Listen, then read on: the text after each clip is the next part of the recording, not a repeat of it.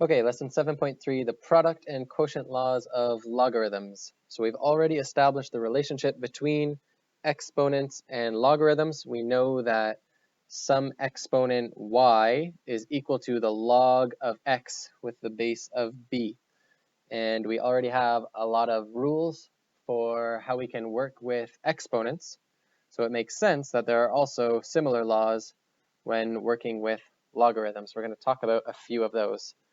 First thing we're going to do is take a few notes on the product law of logarithms.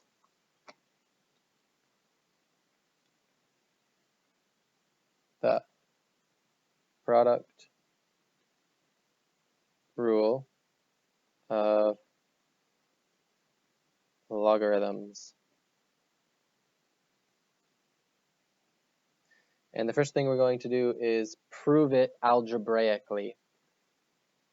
So we're going to let x equal the log of m base b.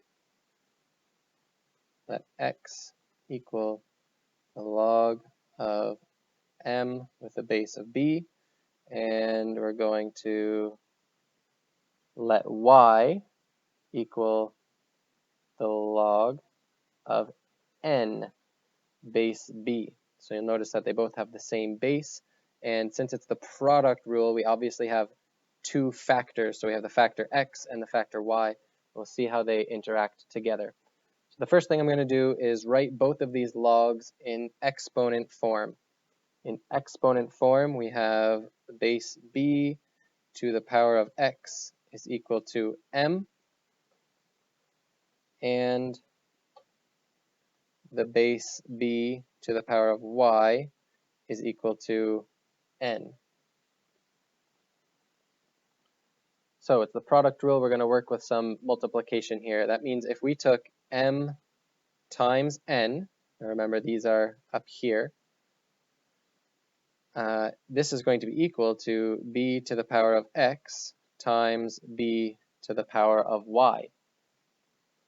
Now, if we use our product law of exponents, we keep the left side the same, but over here on the right, we have two exponents with the same base being multiplied by each other, which means we can add the exponents.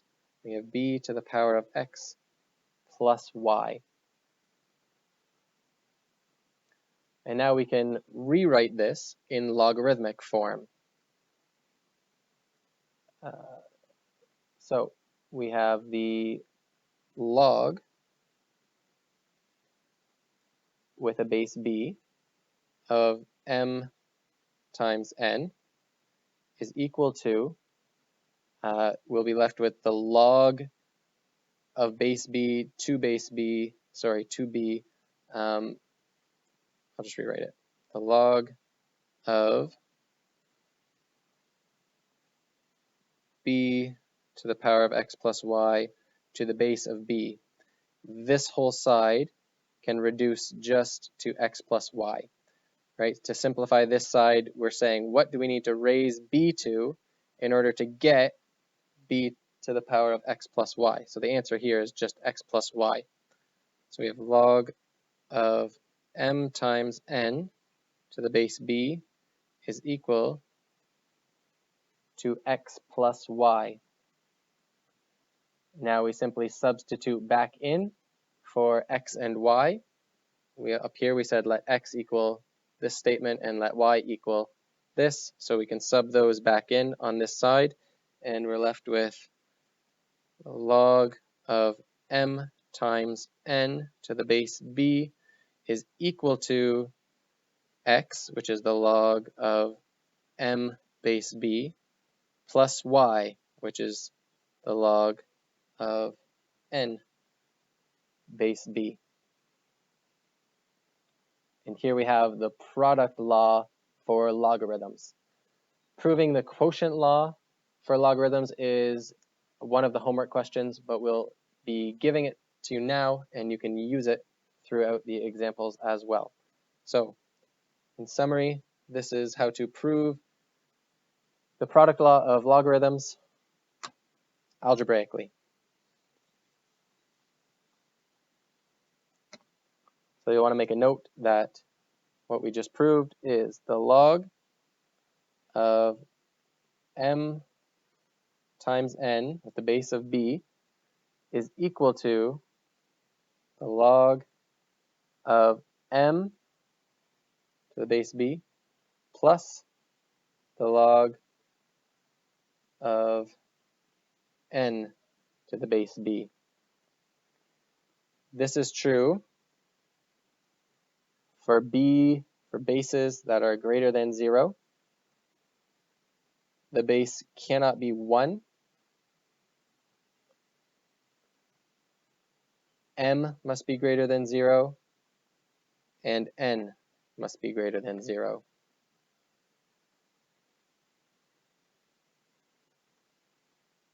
Very closely related to this is the quotient rule.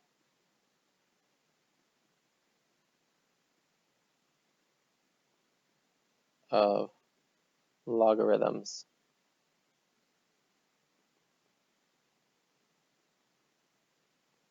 The quotient rule of logarithms states that the log of m over n to the base b is equal to the log of m base b minus the log of n base b. Again, this is only true where our base is greater than 0, where our base does not equal 1, and m is greater than 0, and n is greater than 0. So there we have the product rule and the quotient rule of logarithms. We'll be applying those to our examples.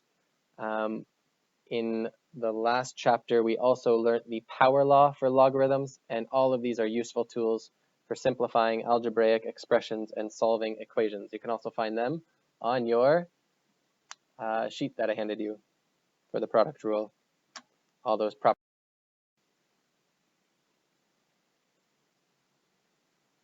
Example 1 is simplify. Simplify using the laws of logarithms. So we want to write these expressions as a single logarithm. We start with the log of 6 base 5 plus the log of 8 base 5 minus the log of 16 base 5. And the first thing to note here is that our bases are all the same, which means we can apply our laws of logarithms, the product and the quotient rule. We notice we have a little addition happening here, which means we're going to be using the product rule, and subtraction, which means we're going to be using the quotient law as well. So let's just simplify this. According to our product and quotient laws, this can be simplified to a log with a base 5, and we'll see what's happening here. We have 6 times 8, and then we will have that divided by 16. 6 times 8 is 48, divided by 16 is 3. So this reduces down to the log of 3 base 5. That is simplified. Good. B. B doesn't use exact numbers, it's using variables and the common log. So B has the log of x. When it's not written here, when you don't have a base, we assume that it is 10, common log, plus the log of y, plus the log of 3x, minus the log of y. So there are two ways to do this. We're going to do method 1 and method 2. Method 1 first. In method 1, we're going to apply the laws of logarithms directly. Method 2, we're first going to simplify, then apply the laws of logarithms. So method 1, applying the laws of logarithms directly. So we take our expression here, and we can right away, we know the base is 10, so we can say this is equal to log with a base of 10. I'm just going to draw a big bracket here. I have x, because this is a plus sign, I'm going to have it times y. Because this is a plus sign, we're going to have it times 3x. Because this is a subtraction sign, we're going to be dividing by y. So some of these things cancel out. We have a y on the top and a y on the bottom. And then we're simply left with x times 3x. So this whole expression up here reduces down to the common log of 3x squared, where x is greater than 0 and y is greater than 0.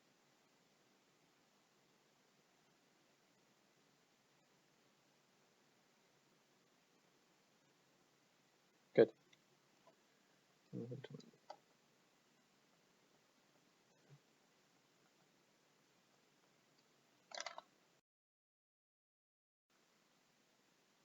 Okay, method 2.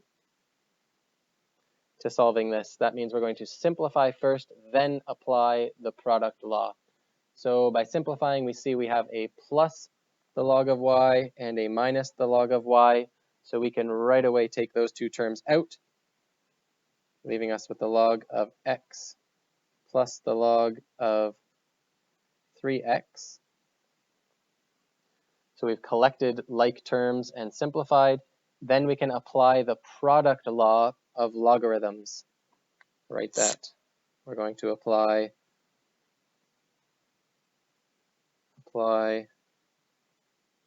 product law,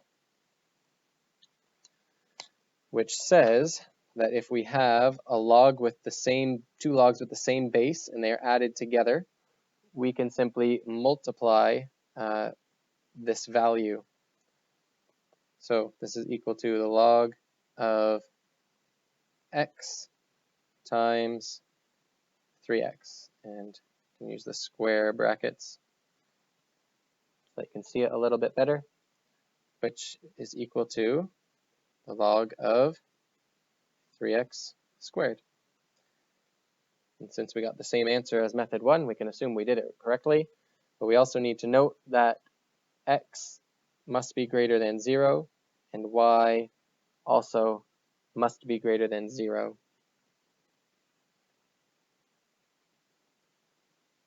Good.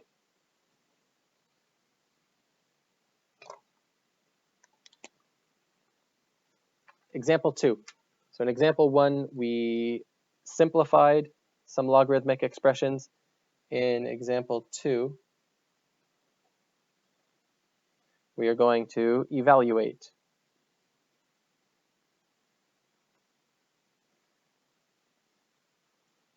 A, the log of 4 base 8 plus the log of 16 base 8. Again, we have the same base in both of these terms, and we can also see a bit of a pattern between the numbers that are left here of 4 and 16.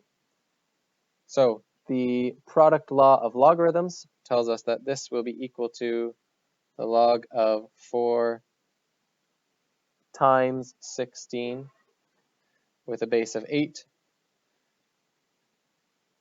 which simplifies to the log of 64 base 8. So to solve this, we're just saying, what do I need to raise the base 8 to in order to get the value of 64? Well, 8 squared is 64. So the log of 64 with a base of 8 is simply 2. Because, don't need to write this as part of your answer, but I'm just showing it because 8 squared equals 64. Good?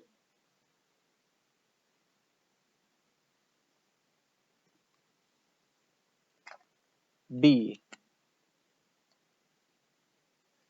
B says the log of 405 base 3 minus the log of 5 base 3. And right away we can see a common base, and we can see a negative, which means we're going to be applying our quotient law. So we have the log of 405 divided by 5 base 3. This is the log of 81 base 3. And if I do a little work on the side, 3 times 3 is 9, times 3 is 27, times 3 is 81. So the exponent that will bring 3 to give 3 the value of 81 is 4, 3 to the power of 4.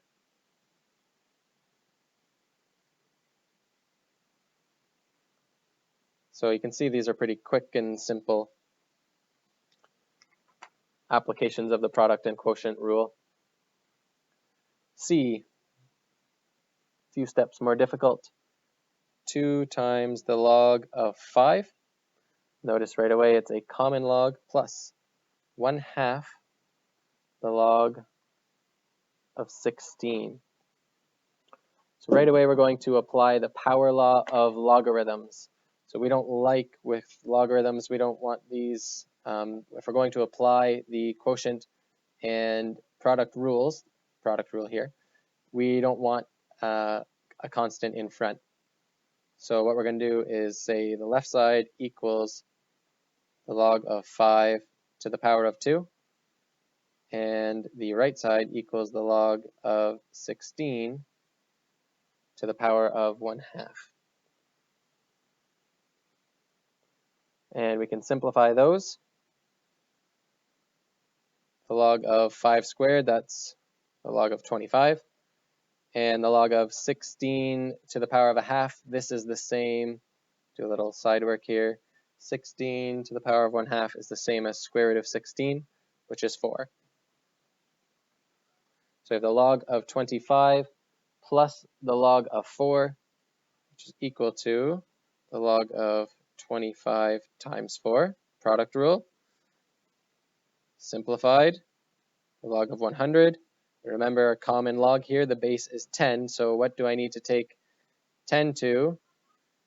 What power to get to 100? Simply 10 times 10, which is 10 to the power of 2.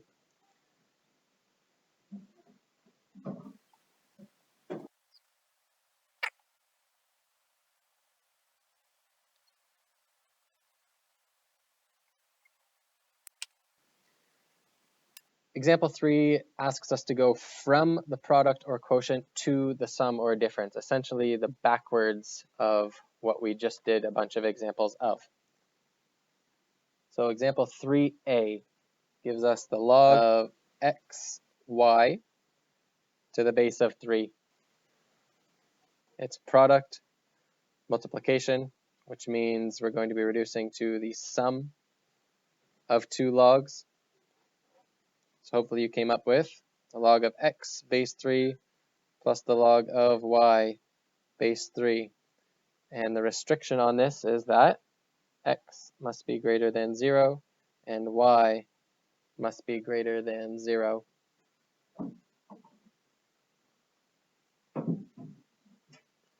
In B, there are 2 methods. So B just gives us the log of 20, common log of 20. In order to break this down is essentially what we're doing. We have to say, okay, the number 20 can be the product of 2 sets of different factors. So the number 20 can be made by 2 times 10, case 1, or 20 can be expressed as 4 times 5. So in this case, the log of 20 can equal the log of 2 plus the log of 10. And in this case, log 20 can equal the log of 4 plus the log of 5. So this might seem silly to do, but we're practicing it because in certain more difficult problems, it might be beneficial for you to end up with a log that has the same value there, or right? So you can make a problem easier for yourself if it's easier to work with log 2 plus log 10 than it is to work with log 20, or log 2 plus log 10 than it is to work with log 4 plus log 5. You can interchange those in order to make problems easier for you to solve. Clearing the board. Example 3C. Example 3C is a couple more steps. We have the log of a b squared c. A times b squared times c. And we're going to take this backwards as far as we can go. So the first step is simply identifying that we've got products here, a product here, a times b squared times c, which means we're going to be adding the log of those factors, the logs of those factors, log a plus the log of b squared plus the log of c. Now in all this solving, we can also reduce the log of b squared to 2 times the log of b, according to the power law of logarithms. And that is as far back as we can go. D, going to erase again for D.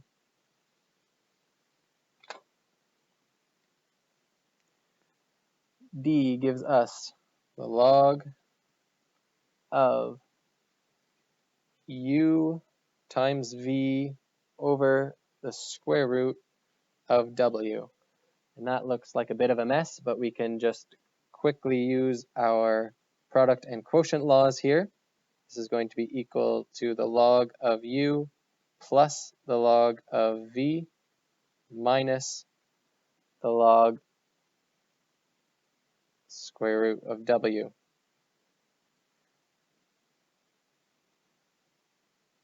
And hopefully we can see that this log square root of w, we can rewrite that as the log of w to 1/2, which means it can be rewritten as the log, as 1/2 times the log of w, and all this where u is greater than 0, where v is greater than 0, and w is greater than 0.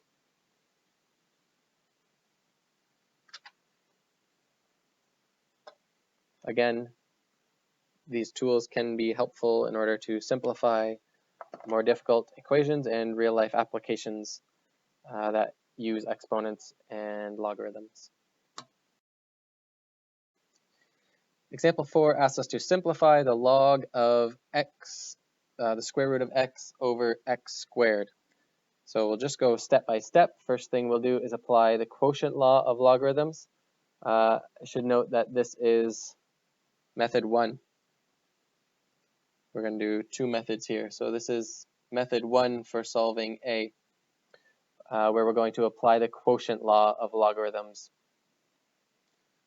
So this is equivalent to the log of the square root of x minus the log of x squared. Square root of x is the same as x to the power of 1/2, which means this is half the log of x minus 2 times the log of x. So we have half log x minus 2 log x. These are like terms, but we are working with fractions. So I'm going to give these each a common denominator by expressing the second term as 4 over 2. So 2 is equal to 4 over 2 log x. And now I can subtract these. 1 minus 3 is negative 3. So we have negative 3 over 2 log x, where x is greater than 0. In method 2, we're going to hopefully get the same answer. But instead of applying the quotient rule of logarithms, we're going to work with the quotient law of exponents. So you see in this bracket, we could rewrite this as x to the power of a half over x squared. And if you prefer to work with the laws of exponents, you know that this is equal to the log of x to the power of 1/2 minus 2. So again, we can find a common denominator here. We'll express 2 as 4 over 2, which gives us the log of x to the power of a half minus 4 over 2, which is the log of x to the power of negative 3 over 2, which according to the power law of logarithms is negative 3 over 2 log of x, where x is greater than 0.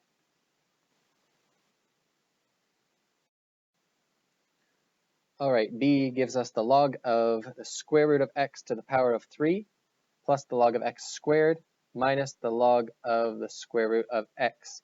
And what I want to do immediately is write these in terms of an exponent, x to a specific power. So I know that the square root of x is the same as, I'll do a little side work up at the top, square root of x is the same as x to 1/2.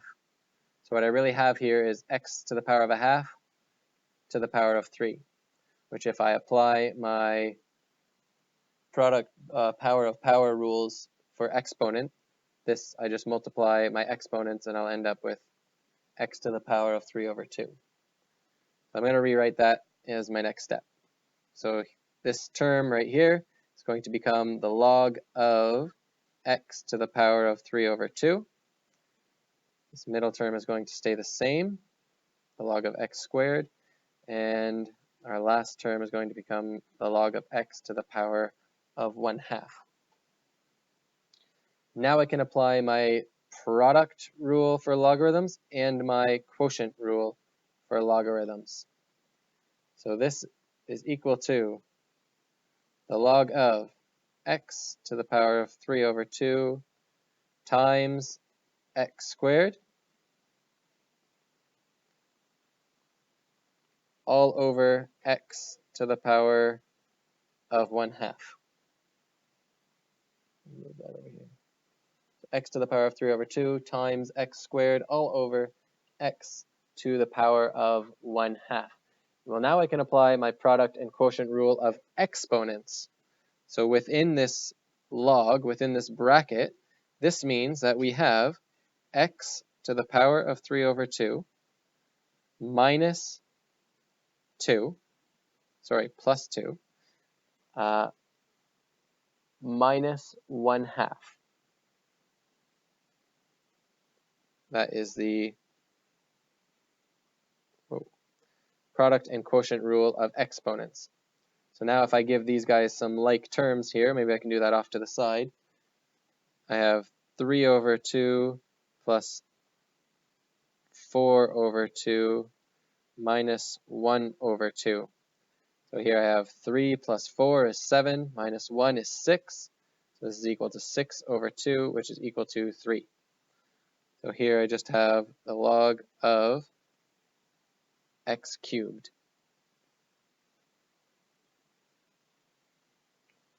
Again, where x cannot equal 0. C asks us to simplify the algebraic expression, the log of 2x minus 2 minus the log of x squared minus 1. Right away, I see a place we can use our quotient rule of logarithms. So that's going to be my first step. I have the same base here. It's common log. So I have the log of 2x minus 2 over x squared minus 1.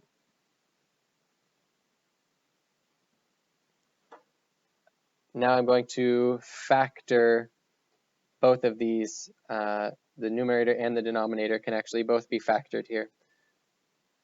So up here in the numerator, I see I can factor out this 2. So at the top, I'm going to have 2 times x minus 1. And at the bottom, I have the difference of squares. X squared is a square, and 1 is a square. So that's the difference of squares, which reduces to x plus 1, x minus 1. My x minus 1 in the top and the bottom cancel out, which leave me with the log of 2 over x plus 1. And that is as simplified as it gets.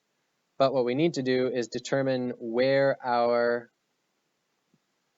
restrictions are on the variable x. So in order to do that, we need to go back up and consider the original expression. Okay?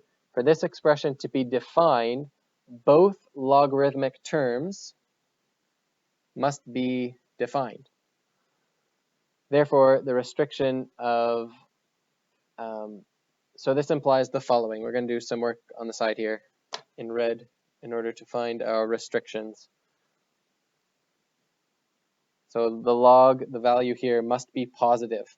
So 2x minus 2 must be greater than 0. That means 2x must be greater than 2. You can add 2 to both sides.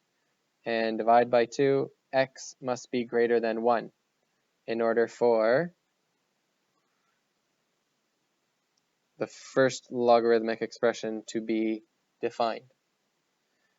For the second one to be defined, x squared minus 1 must be greater than 0. So x squared must be greater than 1, which means that x must either be greater than 1 or less than negative 1. Because any number that is less than negative 1, if we square it, will become positive and it will be greater than 1. So these are the restrictions on the original expressions. Therefore, for both logarithmic terms to be defined, the restriction of x greater than 1 must be imposed. So this one works whenever x is greater than 1 or x is less than negative 1, but this term is only defined for x greater than 1. So our final answer has the restriction of x greater than 1. Note: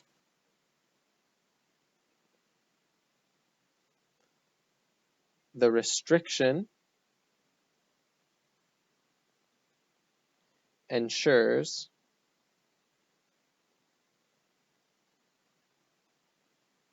that all logarithmic expressions in the equation